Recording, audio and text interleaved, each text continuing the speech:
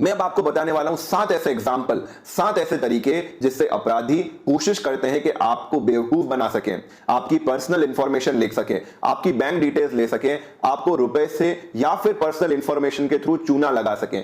तो ये सारे एग्जाम्पल्स हम समझेंगे और उसके बाद मैं आपको 6 टिप्स भी बताऊंगा जिनके थ्रू आप इफेक्टिवली इन अपराधियों के इन छोटे मोटे ट्रिक्स से दूर हट सकते हैं। भले ही आपको कंप्यूटर की नॉलेज हो या ना हो, ये 6 टिप्स भी आपके लिए जानना बहुत जरूरी है। ये जो मैं एग्जाम्पल्स आपके साथ शेयर कर रहा हूं, इसको देखते देखते आपको लगेगा इनमें से कुछ चीजें तो आपके साथ हुई है या आपके साथ अटेम्प्ट की गई है। तो चलिए एग्जाम्पल्स शुरू करते हैं। सबसे पहला एग्जाम्पल है इसमें फिशिंग। जी हां, मछली पकड़ने वाला फिशिंग नहीं, PHI, लेकिन ये कुछ है मछली पकड़ने जैसा ही। जिस तरह से मछली को बेवकूफ बनाया जाता है, एक कीड़ा लटकाया जाता है कांटे में, मछली को लगता है ये खाना है, और जब उसको खाने मछली आती है तो वो कांटा मछली के मुंह में फंस जाता है और मछली तालाब से बाहर खींच ली जाती है। ठीक इसी तरीके से अपराधी आपको भी बेवकूफ बनाते हैं फिशिंग के तरीके से। जैसे एग्जाम्पल लीजिए, ये जीमेल के थ्रू आपके पास मेल आता है, आपको लगता है अरे मेरा मेल एक ऐसी जगह खोला गया है जहां पर वो नहीं खोला जाना चाहिए था, लगता है मेरा मेल कहीं ना कहीं हैक हो गया है। तो इसमें नीचे पासवर्ड सेट का भी ऑप्शन है। आप इसमें जाते हैं, अपना यूजर नेम और अपना पुराना पासवर्ड डालते हैं और नया पासवर्ड सेट कर लेते हैं। लेकिन क्या आपने ध्यान से देखा कि ईमेल आखिर कहां से आया है? क्या गूगल के ऑफिशियल ईमेल आईडी से आया है? और ये लिंक क्लिक करके आपको कौन सी वेबसाइट पर ले जा रहा है? जी हां दोस्तों, अक्सर ये लोग चेक नहीं करते हैं। तो दोस्तों, ये बहुत ही कॉमन तरीका है आपके यूजर नेम पासवर्ड हथियाने का। बेसिकली इस मेल में ना सिर्फ सेंडर झूठा है, बल्कि ये जो लिंक पे रिडायरेक्ट किया जा रहा है वो भी झूठा है। और उस लिंक को कुछ इस तरह से डिजाइन किया जाता है कि आपको लगता है ये ऑफिशियल वेबसाइट का ही लिंक है, और वहां पर जाकर आप अपना यूजर नेम और पासवर्ड सबमिट करते हैं। आपको ये लगता है कि आप अपना पासवर्ड रीसेट कर रहे हैं। इन रियलिटी आपका पासवर्ड और यूजर नेम उन अपराधियों तक पहुंच जाता है, और इसके बाद आपके मेल का या जिस भी अकाउंट का आपने पासवर्ड उनके साथ शेयर किया है उसका एक्सेस अपराधियों तक चला जाता है। इसका बहुत बड़ा केस हुआ था लास्ट यूएस के प्रेसिडेंशियल इलेक्शन में, जब ट्रंप के विरुद्ध खड़ी हुई हिलरी क्लिंटन के एक बहुत ही नजदीकी सलाहकार का मेल भी कुछ इसी तरीके से हैक कर लिया गया था, और उनके प्राइवेट कन्वर्सेशन कई 60,000 मेल पब्लिक में डिस्प्ले कर दिए गए, और उनके कैंपेन को काफी बड़ा धक्का भी लगा। ऐसे ही कुछ फिशिंग मेल लोग यूट्यूबर्स को भी भेज रहे हैं, जिसके अंदर ये कहा गया है कि आपका चैनल या तो डिमोनेटाइज हो गया है, या यूट्यूब को आपके यूजर नेम पासवर्ड की जरूरत है, इत्यादि इत्यादि। और उस मेल को सच मानते हुए लोग अपना यूजर नेम पासवर्ड उन्हें भेज देते हैं और उनका चैनल हैक हो जाता है, उनका कंटेंट डिलीट हो जाता है। ऐसी कई सारी चीजें अक्सर होती रहती है। तो ये है नंबर 1 एग्जाम्पल, फिशिंग। दूसरा जो एग्जाम्पल है वो आप में से लगभग सभी लोगों ने कभी ना कभी फेस जरूर किया होगा, देखा जरूर होगा। इस स्कैम को बोलते हैं नाइजीरियन स्कैम। इसके कुछ और भी नाम है, जैसे एडवांस स्कैम या लॉटरी स्कैम। आपके पास एक मेल आता है किसी दूर देश से, वो मेल कहता है कि मैं यहाँ की राजकुमारी हूं और मुझे बहुत सारी जायदाद मिली है और मैं कुछ जायदाद आपके साथ शेयर करना चाहती हूं। या फिर आपके पास मेल आता है कि मैं मिलियनेयर हूं और मेरी कोई संतान नहीं है, लेकिन मैं आपको अपना कुछ पैसा देना चाहता हूं। ऐसे ही मेल मेरे पास भी आए। इन मेल्स में क्या होता है, आप इनकी बात पर यकीन करते हैं, उसके बाद ये आपसे आगे कन्वर्सेशन बढ़ाते हुए आपको बताते हैं कि कैसे आप ये इनहेरिटेंस का अकाउंट या ये लॉटरी का अकाउंट या फिर ये गोल्ड प्राप्त कर सकते हो। आपको लगता है अरे वाह, मेरी तो लॉटरी खुल गई है, मुझे बहुत सारा पैसा, सोना, ये सब कुछ मिलेगा, कोई कार्ड मिलेगा, कोई गोल्ड मिलेगा। लेकिन जब आप ये गोल्ड क्लेम करना चाहते हो तब बोलते हैं कि भाई हमें आपको भेजने के लिए आपको एक छोटी सी प्रोसेसिंग फी देनी होगी। वैसे तो हम आपको $1 मिलियन दे रहे हैं, लेकिन आपको $1000 पहले हमको जमा कराने होंगे, क्योंकि ऐसा ही हमारी बैंक का नियम है या गवर्नमेंट का नियम है या हमारे राजा महाराजा का नियम है। और कुछ लोग इस हुक में फंस जाते हैं, वो उन्हें पैसा देते हैं और वो पैसा गायब हो जाता है। इस स्कैम को नाइजीरिया स्कैम इसलिए बोला जाता है क्योंकि कई सारे ऐसे स्कैम नाइजीरिया से शुरू होते थे। लॉटरी स्कैम, एडवांस स्कैम, ये सारे इसी तरह के स्कैम के नाम हैं। तीसरा कॉमन जो स्कैम है, जो थोड़ा सा इंडिया में कम होता है लेकिन अब धीरे धीरे इसका भी प्रचलन बढ़ रहा है, इसको बोला जाता है CEO स्कैम या कंपनी स्कैम। इसमें क्या होता है, अगर आप कंपनी के अकाउंटेंट हैं या कंपनी का फाइनेंसेस देखते हैं तो आपके पास मेल आता है। ये मेल हो सकता है कंपनी के बहुत ही सीनियर एग्जीक्यूटिव का आया हो या फिर कंपनी के किसी वेंडर का आया हो। वो वेंडर बोलता है कि भाई हम आपकी सर्विसेज बंद कर रहे हैं क्योंकि आपने 2 महीने से पैसा नहीं चुकाया है, हमारा इनवॉइस पेंडिंग है, फलाना फलाना, ये मैं अकाउंट डिटेल्स आपको दे रहा हूं, आप तुरंत इसमें अपना पैसा जमा कराइए, नहीं तो हम आपकी कंपनी की सर्विसेज बंद कर देंगे। या फिर किसी CEO का मेल आता है कि भाई आप मेरा अकाउंट नंबर चेंज करिए और मेरी इस महीने की सैलरी मेरे उस अकाउंट की जगह इस अकाउंट में डालिए। आपने आगे उस मेल आईडी को चेक ही नहीं किया, जो उसके फर्स्ट नाम आ रहा था वही समझकर आपने या तो वेंडर को पेमेंट कर दिया या अपने सीनियर की अकाउंट डिटेल चेंज कर दी। और जब उनके पास पैसा चला जाता है और जब एक्चुअल वेंडर या एक्चुअल सीनियर का आपके पास मेल या फोन कॉल आता है या वो आपके डेस्क तक आ जाते हैं कि भाई मेरा पैसा कहां है, तब आप चेक करते हो, अरे ये पैसा मैंने किसको दे दिया। और तब आप उस ईमेल को चेक करते हो, जो ईमेल में नाम तो जरूर आपके सीनियर या वेंडर का होता है, लेकिन वो उनकी ऑफिशियल ईमेल आईडी से आया हुआ नहीं होता है। इसे ही बोला जाता है सीईओ या कंपनी स्कैम। चौथा स्कैम जिसके भी शिकार भारत में बहुत लोग होते हैं वो है ऑनलाइन शॉपिंग स्कैम। आपने कई बार ऐड देखे होंगे, मोबाइल फोन 500 रुपए में, लैपटॉप 2000 रुपए में। आप तो छोड़िए, कई बड़े बड़े पढ़े लिखे लोग भी इन तरह की स्कैम का शिकार होते हैं। इतनी प्यारी स्कीम्स देखकर वो इन लिंक पर क्लिक कर देते हैं जहां पर उनको बहुत ही बढ़िया वेबसाइट दिखती है। कई बार तो देखिए, जैसे फ्लिपकार्ट की वेबसाइट दिख रही है, ओरिजिनल फ्लिपकार्ट की वेबसाइट दिख रही है ना, लेकिन ध्यान दीजिए दोस्तों, ये फ्लिपकार्ट की वेबसाइट है नहीं। आपने यहां पर जाकर कुछ भी शॉपिंग करी, कुछ भी खरीदा, वहां पर जरूर आ जाएगा कि इसकी तुरंत आपके यहां पर डिलीवरी होगी 24 घंटे में, 48 घंटे में, और वो 24-48 घंटे 24 महीनों में भी बीत जाएंगे तो भी आपके घर पर कोई भी लैपटॉप या मोबाइल आने वाला नहीं है। आप शिकार बन चुके हैं ऑनलाइन शॉपिंग फ्रॉड का। और ये जो स्कीम प्रोपोगेट होती है, ये अक्सर व्हाट्सएप या एसएमएस के थ्रू प्रोपोगेट होती है। आपके पास जरूर मैसेजेस आते होंगे, 48 घंटे बचे हैं सेल के, तुरंत रेडमी का फोन लीजिए, 1000 रुपए में बुक करिए, ये फ्लिपकार्ट की सेल है। भाई साहब, फ्लिपकार्ट खुद अपने ऑफिशियल स्टेटमेंट में कह चुका है कि वो किसी भी प्रकार का बिजनेस व्हाट्सएप पर, फोन पर नहीं करते हैं। इस तरह की स्कैम्स का आप शिकार ना बने। पांचवा स्कैम, भारत जैसे देश में जहां लोग सरकार के सामने हाथ फैलाए बैठे रहते हैं, वहां पर हजारों लाखों लोग एवरीडे शिकार बनते हैं गवर्नमेंट वेबसाइट स्कैम का। कहीं ना कहीं जो ईशान ने किया था वो भी एक प्रकार का गवर्नमेंट वेबसाइट स्कैम था। गवर्नमेंट वेबसाइट स्कैम क्या होता है? एक ऐसी वेबसाइट तो दिखती तो गवर्नमेंट की है, जहां पर नाम वाम सब लगता है ये तो गवर्नमेंट की ऑफिशियल वेबसाइट है, वहां पर जाकर आप अपना डेटा दे देते हैं और बाद में आपका वही डेटा लाखों करोड़ों रुपए में बेच दिया जाता है और आप शिकार हो जाते हैं गवर्नमेंट वेबसाइट स्कैम का। और आप तो छोड़िए, बीजेपी के आईटी सेल के एक्स रवि राणा जी ने खुद ये ट्वीट किया है जिसमें आयुष्मान भारत की फेक वेबसाइट का लिंक उन्होंने ट्वीट किया हुआ है। और रवि राणा जी के अलावा लाखों लोग, इनफैक्ट मेरे फादर ने भी आयुष्मान भारत की इसी तरह की फेक वेबसाइट का मैसेज मुझे फॉरवर्ड किया था और मैंने उनको बताया कि अरे भाई ये फेक वेबसाइट है, हम आने वाले टिप्स में जानने वाले हैं कि इसको कैसे डिटेक्ट करें। तो दोस्तों, ये तो है आयुष्मान भारत की ऑफिशियल वेबसाइट, और ये देखिए ये फेक वेबसाइट, ये एक और देखिए ये भी fake website. In fact Ayushman Bharat की तो इतनी फेक वेबसाइट बनी कि गवर्नमेंट को लिस्ट ऑफ वेबसाइट एडवाइजरी जारी करनी पड़ी कि अरे भाई साहब, ये सारी फेक वेबसाइट है, इससे गवर्नमेंट का कुछ लेना देना नहीं है, कृपया इन वेबसाइट्स पर ना जाएं। और ऐसे ही गवर्नमेंट की कई सारी योजनाओं की, इंश्योरेंस स्कीम की ढेरों फेक वेबसाइट बनी हुई है जिसमें जाकर लोग अपना नुकसान करते रहते हैं। अब जानते हैं छठा स्कैम जो आपकी पॉकेट ढीली कर देने वाला है, बैंक, वेबसाइट और ऐप स्कैम। अब बैंक की बात करें तो भारत में सबसे बड़ा बैंक कौन सा है? सबसे बड़ा बैंक ऑब्वियसली आरबीआई है। तो दोस्तों, ये देखिए आरबीआई की ओरिजिनल वेबसाइट और ये देखिए आरबीआई की फेक वेबसाइट। जब आरबीआई की फेक वेबसाइट बन सकती है तो किसकी फेक वेबसाइट नहीं बन सकती? तो आप देखेंगे कि कई सारी ऐसी वेबसाइट जिसको आप ओरिजिनल समझकर अपना यूजर नेम पासवर्ड वहां पर डाल देते हैं, वो बाद में फेक निकलती है। वेबसाइट तो छोड़िए, जैसे आप फोन पे, पेटीएम यूज कर रहे हैं, पेपाल यूज कर रहे हैं, ये देखिए पेपाल का लिंक बिल्कुल पेपाल की वेबसाइट जैसा लगता है, हूबहू सब कुछ ऐसा, लॉगिन पासवर्ड सब कुछ वैसा, लेकिन ये पेपाल की ओरिजिनल वेबसाइट नहीं है। आप ऊपर जाकर इसका लिंक देखिए। वेबसाइट्स के अलावा कई सारी एप्स भी हैं जो लोगों को बेवकूफ बना रही है और ओरिजिनल बैंक का नाम या उनका लोगो यूज करते हुए लोगों को डाउनलोड करवा देती है और लोगों का डेटा इसमें कॉम्प्रोमाइज हो जाता है। ये देखिए आप मोदी जी की एटीएम ऐप, ये देखिए भीम ऐप जिसमें भीमराव अंबेडकर जी की फोटो लगी हुई है, ये सारी की सारी फेक ऐप्स है भाई। और एक रिसेंट न्यूज आई थी जिसमें बताया गया है कि हजारों इंडियंस का प्राइवेट डेटा, बैंक का डेटा इन ऐप्स ने चुरा लिया है। और लास्ट स्कैम जिनके ज्यादातर शिकार हमारे एम्प्लॉइज होते हैं, उसे बोला जाता है जॉब स्कैम। आप जॉब की तलाश कर रहे हैं, अभी वाला आपका जॉब बहुत बेकार है या आप कोशिश करते जा रहे हैं, आपकी जॉब नहीं लग रही है, सरकारी ढेरों एग्जाम दे दिए, ऐसे में आप क्या हो जाते हैं, डेस्परेट हो जाते हैं कि भाई अब तो जो मिलेगा अपन वो कर लेंगे।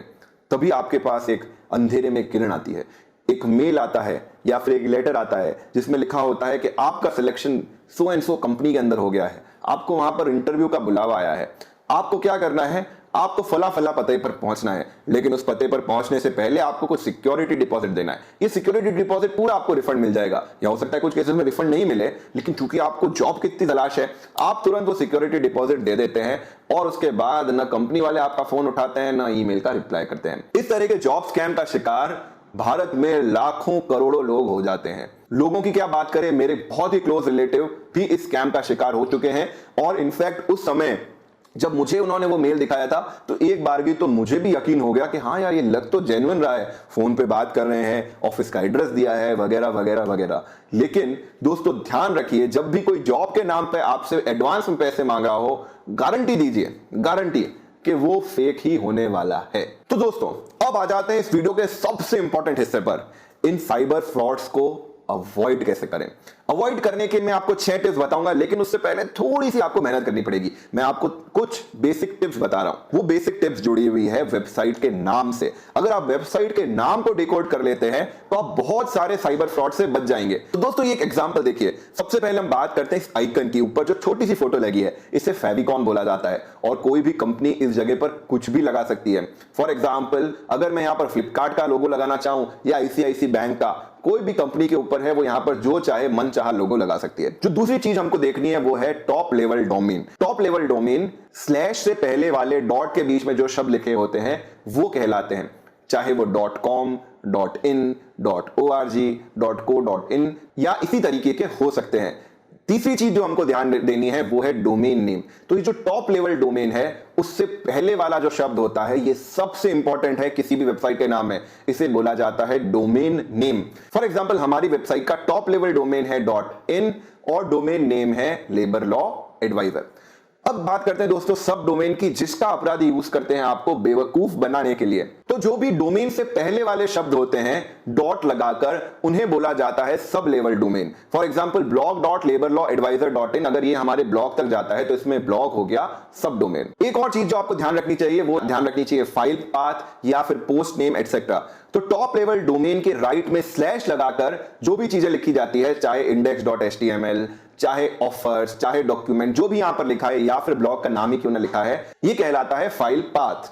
इसी नेम पर आपको एक और चीज जो ध्यान रखनी है वो ध्यान रखनी है SSL का आइकन। जी हां, यहां पर आप देखेंगे कि कई बार यहां पर एक ताला बना होता है, कभी यहां पर ग्रीन बना होता है, कभी यहां पर नॉट सिक्योर लिखा होता है। ये भी चीज आपको ध्यान रखनी है, इसे SSL आइकन बोला जाता है। तो आप चाहे कोई भी ब्राउजर यूज करते हैं, चाहे क्रोम, चाहे फायरफॉक्स, चाहे इंटरनेट एक्सप्लोरर, इस वेबसाइट नेम के नीचे जो पूरा एरिया आता है इससे वेबसाइट का कंटेंट एरिया बोला जाता है। इस पर वेबसाइट आपको जो दिखाना चाहे वो दिखा सकती है। तो दोस्तों अब जब आपको बेसिक ये नॉलेज हो गई तो अब फटाफट से 6 टिप्स समझते हैं। पहली टिप है आपको ध्यान रखना है डोमेन नेम। बहुत इंपॉर्टेंट है डोमेन नेम।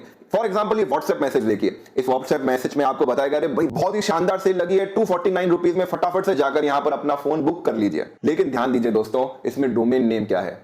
ये डोमेन नेम फ्लिपकार्ट का नहीं है, तो ये जरूर मैसेज फ्लिपकार्ट के थ्रू नहीं आया है, ये एक फेक वेबसाइट है। तो आप इसमें ध्यान से आप मुझे नीचे कमेंट से बताइए कि इस एग्जांपल में डोमेन नेम क्या है। अब एक और एग्जांपल लेते हैं। ये वेबसाइट आपको बिल्कुल फ्लिपकार्ट जैसी लग रही होगी, लेकिन इसमें भी दोस्तों ध्यान दीजिए ये फ्लिपकार्ट की वेबसाइट है नहीं, क्योंकि इसमें जो डोमेन नेम आ रहा है वो iShops.xyz आ रहा है।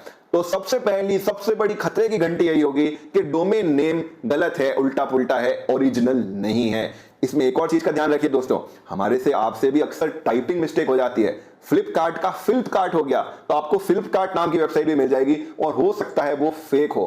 गूगल की जगह गूगली हो गया तो हो सकता है उसमें भी आपको एक वेबसाइट मिल जाएगा और वो वेबसाइट फेक हो। तो आप उसकी स्पेलिंग भी जरूर देखें, स्पेशली ऐसी वेबसाइट पर जहां पर अपनी प्राइवेट इंफॉर्मेशन शेयर कर रहे हैं, अपनी बैंक डिटेल शेयर कर रहे हैं, अपने अकाउंट नंबर शेयर कर रहे हैं, उन सभी वेबसाइट में डोमेन एकदम सही होना चाहिए। दूसरा है कनेक्शन सिक्योरिटी इंडिकेटर। जी हां, पहले जितनी भी वेबसाइट होती थी वो HTTP में बनी होती थी, यानी जो उनके मैसेजेस थे वो एनकोडेड नहीं थे। उसमें जो भी इंफॉर्मेशन थी वो टेक्स्ट फॉर्मेट में यहां से वहां जाती थी और उन्हें बीच में इंटरसेप्ट करके पढ़ा जा सकता था।